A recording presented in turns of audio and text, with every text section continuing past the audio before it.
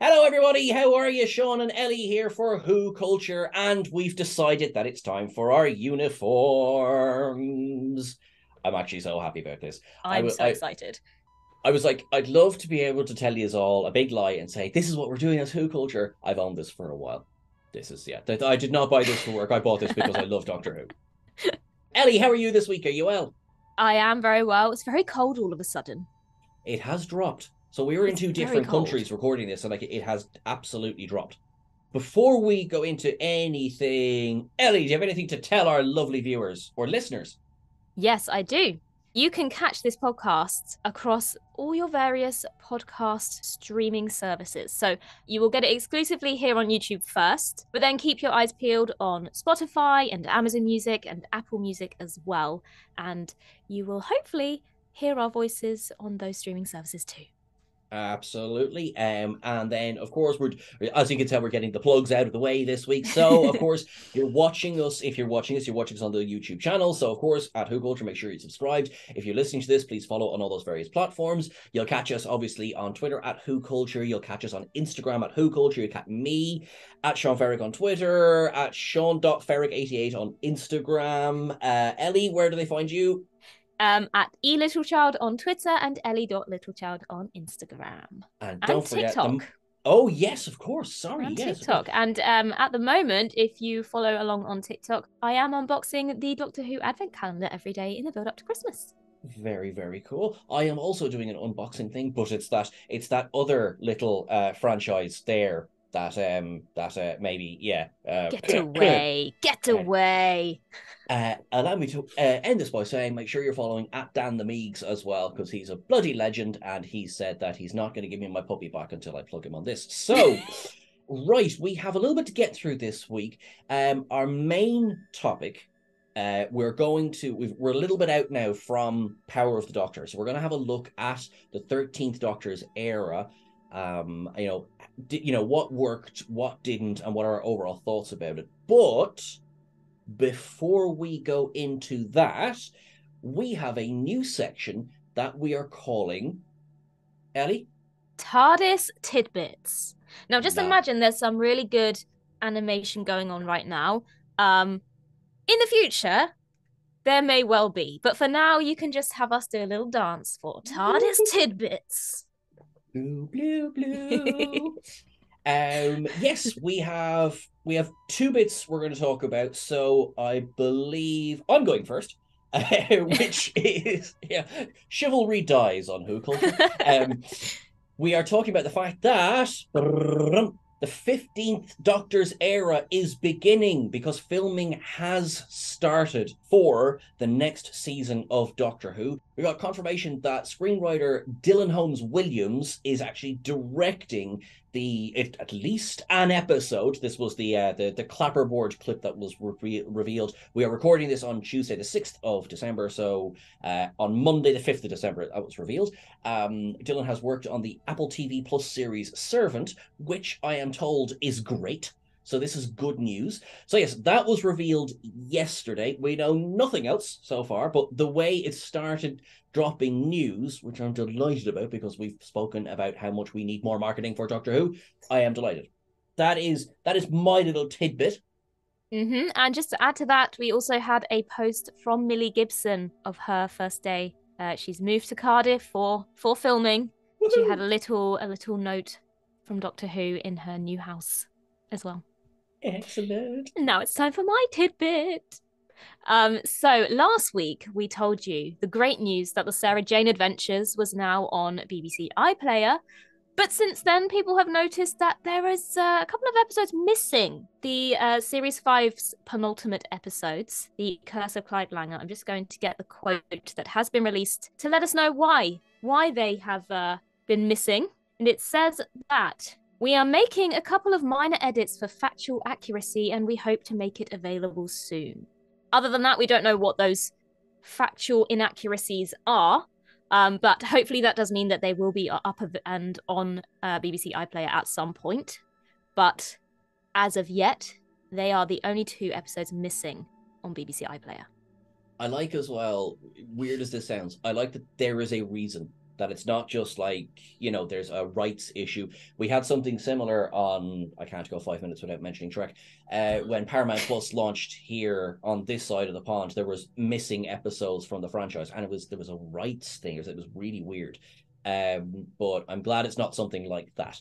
So, all right, that is cool. So, you lovely people who have access to iPlayer, I hope you enjoy that. I'm just going to sit here moaning. Come on, Disney Plus, give us good news. Give us good news. Right, shall we jump into our main topic? Yes, please. So, Ellie, you hated the 13th Doctor and the 13th Doctor era with a fiery passion. So let's discuss that. Well, first of all, that's not true. There may be some truth in elements of it. I certainly think that it did have its issues, but I also think that it had some very good standout moments as well. I think for me, the biggest issue being that a lot of the episodes were quite forgettable more than anything. If you ask me about the episodes in, say, series 1 to series 6 in particular, I can tell you what happened in pretty much every single one of those. Yeah. With these episodes, I have a few bits here and there, and I have seen them all, but they don't stick in the mind so well.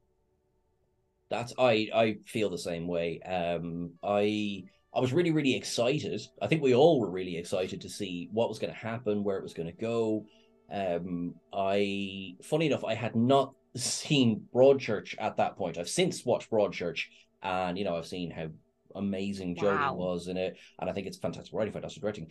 So, in a way, I have to say, I'm glad I hadn't watched it at that point, because I think I would have been slightly more disappointed. I think that is a lot of the issue as well. When you've seen something like Broadchurch, I had seen it, and so I had really high hopes for this kind of pair coming into Doctor Who. But yeah, I think it maybe was slightly underwhelming with what we did get, knowing the quality of work that they have produced in the past. I think you made an excellent point there just before we started on the pod about how, maybe describe it to me. So you were talking about show, don't tell. Yes. I think a lot of the issue with the writing in particular for this era has been, it's been a lot of telling rather than showing. A lot of the Doctor explaining what she's doing rather than just showing us what the Doctor's doing. And the whole point of TV, as opposed to books and stories and written things, is it's all about show, don't tell. If I can see you running around with a sonic screwdriver trying to fix the problem, I don't need you to tell me that you're trying to fix the problem. I can tell that's what you're doing. But a lot of it was just long-winded scenes of the Doctor explaining what she was doing. But I don't think you need to give us all that techno babble, actually. It's enough to see that you're trying to fix it without you explaining all of the confusing elements of what you're trying to do. Especially when it's a show that's actually for children. And that's it. And this is a point that I know we've made on the channel quite a few times, is that, when they get the balance right of the whole, it's for kids and it's for adults, I think it sails through. And then sometimes the balance is just off. Now, it can go in one respect where it's like only for kids, and you're like, okay, I'm trying to think of an example. Love and Monsters. I know it's low-hanging fruit, but love it anyway.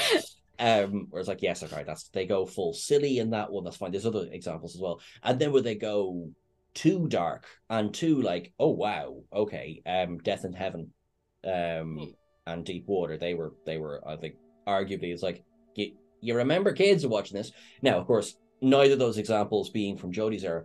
I think we had in season 1, like, I quite enjoyed The Woman Who Fell to Earth.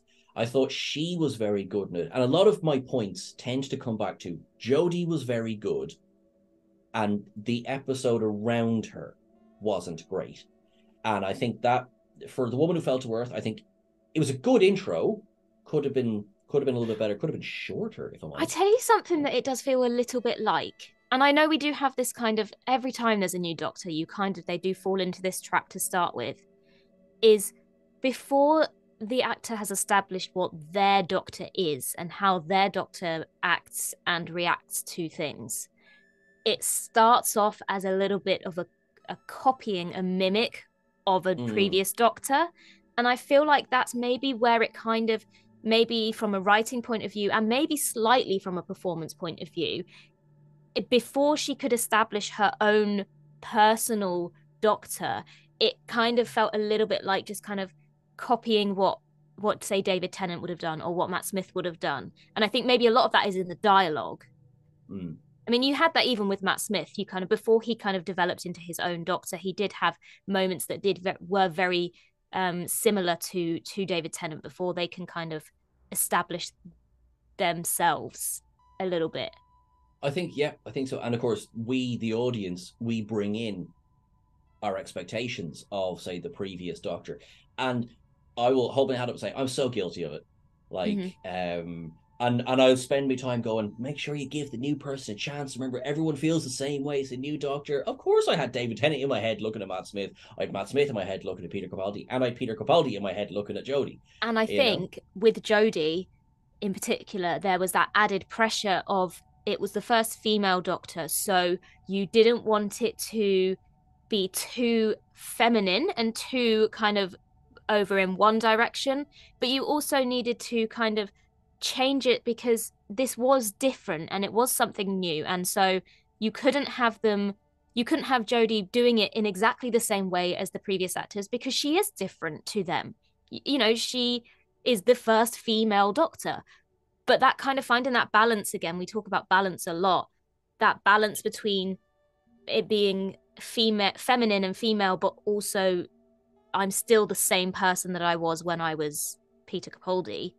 And I think maybe sometimes that balance kind of was maybe bordering too far on the being the same, and actually maybe needed to venture a little bit closer into the female part a little bit more to make her different, rather than trying to maintain that it's the same character, you don't need to worry. But actually, maybe a little bit of different would have worked. I agree. When you think of how even some of the classic Doctors are so different. Like, I think back to, obviously I wasn't there. I look old, but I wasn't actually around at the time that the Three Doctors was airing. But when you have Patrick Troughton beside John Pertwee, I mean, really? They're both the Doctor? Really? A dandy and a clown? But whereas, yeah, I think you've really struck the nail on the head there. They went so hard with going, look, it doesn't matter about the fact that it's now, a female is playing the Doctor. Still the Doctor. It's like, no, lean into it. Make that part of the character. But now, to kind of to go on into some of the examples of episodes, I want to say good things that came particularly from the first season. Episodes like Rosa. I think Rosa's probably, like, if I had to say what's my favorite episode of Jodie's era, I would probably go with Rosa. For me personally, I quite like the power of the Doctor. I get that it's very divisive. I quite enjoyed it because I think it was one of the stronger episodes. I think they threw everything at the kitchen sink at it because they knew they were going out. Yeah, I really liked the Demons of the Punjab. Yes, I really enjoyed that episode. They were kind of standout episodes, and there are memorable moments for good or for bad. So, for example, when you had Spyfall, just had to think for a moment there, and the introduction of Sacha Dhawan as the Master. Now, again, I know that his performance as the Master is very divisive, but it was a very memorable reveal. And I mean, personally, I think that he is very good as the Master. I wouldn't necessarily say he's my favorite version of the Master, but I think he did a very good job as the Master. But then you also have moments that are memorable, not necessarily for the good reasons. Like, if you look at Fugitive of the Jadoon and The Timeless Children, they are the most divisive plot points and episodes that we've had in Doctor Who for a very, very long time. But you can't deny that they are talked about all the time. So whether or not they were a success as storylines and as a plot for Doctor Who, it cannot be denied that they've achieved something, in as much as people will never stop talking about those moments and what has been introduced there. So you could take that as a win.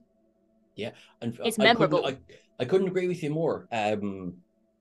to quote Oscar Wilde, which we always should at every opportunity, the only thing worse than being talked about is not being talked about. And Doctor Who was running the risk of being forgotten. This You is the know, thing. Most of them are very forgettable, so you need those memorable moments. Every showrunner wants to make their mark on Doctor Who. And yes. maybe a negative one is still a win for them. Well, yes, they did in casting Jodie, they shook up the formula, which I totally appreciate. And I totally agree with you. I think they could have gone further. And okay, so we've made that point now. I think a lot of it's obviously not season one. A lot of Jodie's first season, I think, was a bit ho hum. We kind of got there in the end. Um, the one thing that I know we agree on, and the first example being arachnids in the UK, is I describe it as the writers taking a roundhouse kick to the side of her head to be like, hey, do you get the point we're making? Do you get it? Yeah? Do you get the point? Yes, we got it. We got it. And I feel there was a lot of that in this Praxius era. as well is a prime example of that. Like, Yes. Doctor Who has never shied away from commenting on real life issues and problems. We were saying this, if you look at Slitheen in Downing Street, that's very much a commentary on real life, but it doesn't feel so forced upon you. You know, you can watch it as an adult and go, I see what you did there.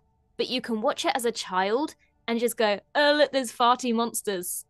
Do you know what I mean? Like, again, we need to find that balance between being entertaining for children, but also being informative to a degree. It's a bit like there's a quote from Family Guy. I'm not going to describe the context, but there is a quote where one of the characters says, we know what's happening here. The adults know what's happening here. The kids don't know, but we know. And I think that is, obviously it's hilarious, but that applies to a lot of these scenes. It's if you know what they're really saying, you're like, I get it. Whereas if you look at it just on the screen, you're like, oh, that's how we should take this. We should probably have a look at some of the comments that came in. So thank you to everyone who commented on the community posts. Really appreciate it. Ellie, what do you have first there? Let me have a look. Right. Should have put my glasses on. Yeah, James yes. Twamley, I'm sorry, I've just butchered your name.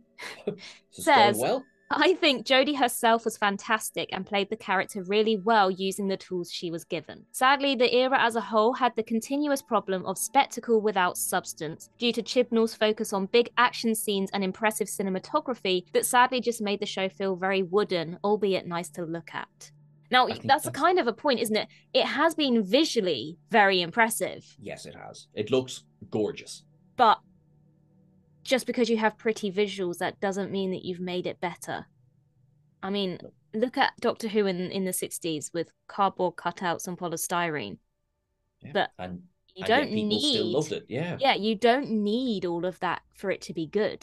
2005, even then, it wasn't about the high-tech fancy CGI that made it what it was.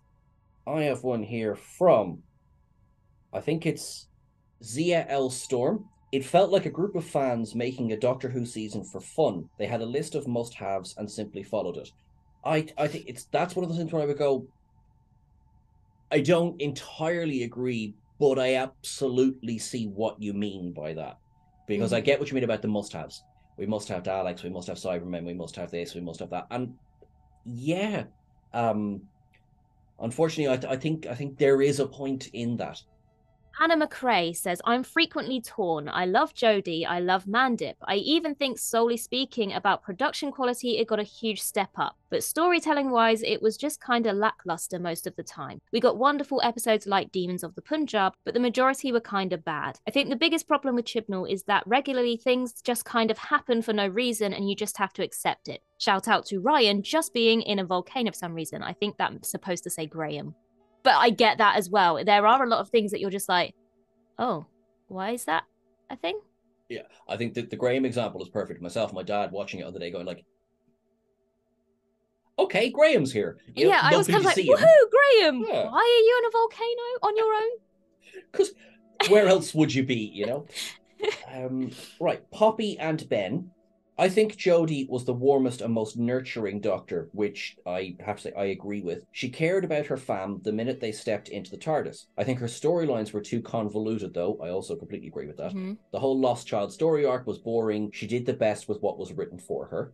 I think that, so that's obviously praising Jodie herself. I think that's a good point. And I do think she is one of the most one of the most caring and nurturing, if not the most. I mean, if there were moments that slightly differ from that, like the time that Graham was kind of opening up to her about the fear of his cancer returning, and she was very awkward and not very nurturing in that moment. But there are also moments where she is more nurturing. I think the general consensus here is that she did very well with what she was given, but her full potential wasn't really able to shine through. Yeah. And then my last one here is from Robert, who says, I definitely think that she is underrated. Her era wasn't the best overall, but I think with years to come, opinions will change on it. The same thing happened with me for the Ninth Doctor. Didn't like him at the time, but now really appreciate him and wish I had more. I will hold my hand up and say I felt that for Capaldi. Yes, I agree. Yeah. And not just doctors as well. I think it happens with companions too. I mean, I think I've mentioned this before. I didn't like Martha to start with, but now upon rewatching it, I actually really, really like Martha. Yeah. I think it just depends on who your favorites are, and we as a race do not like change, so it does take a while to kind of warm to certain people. I agree. Now, my last one, Enderman 121, genuinely just mostly forgettable, but the parts I do remember were either pretty decent or absolutely either canon breaking or just plain awful. Oh, you're hitting every base there. But I do think the bits that really stand out and are memorable, that they do. A lot of it, fortunately, does kind of fall by the wayside. But I think overall, I agree with you. Overall, we like Jodie. The writing very up and down. When it was good, it really was good. Unfortunately, then when it was bad, like some of the examples we've mentioned, looked amazing. Music was gorgeous. A shout out again to Sega Nakanola. Just beautiful music. I think the thing is they kind of advertised the fact that when Chris Chibnall and Jodie were taking over, that it was kind of be like a soft reboot again, wasn't it? They wanted to kind of try something new, and some of those things worked. Some of them it's that kind of old saying of if it ain't broke, don't fix it. And I think some elements perhaps didn't need to be changed. I do feel like with the kind of group of companions, you did end up with certain characters with nothing to do because there was too many characters to focus on at the same time. I think perhaps maybe later on when we just had Yaz and the Doctor, maybe that kind of felt a little bit more like this is Doctor Who. Yes. You have the companion, you have the Doctor. You don't have three people kind of looking helpless, waiting to be given a job.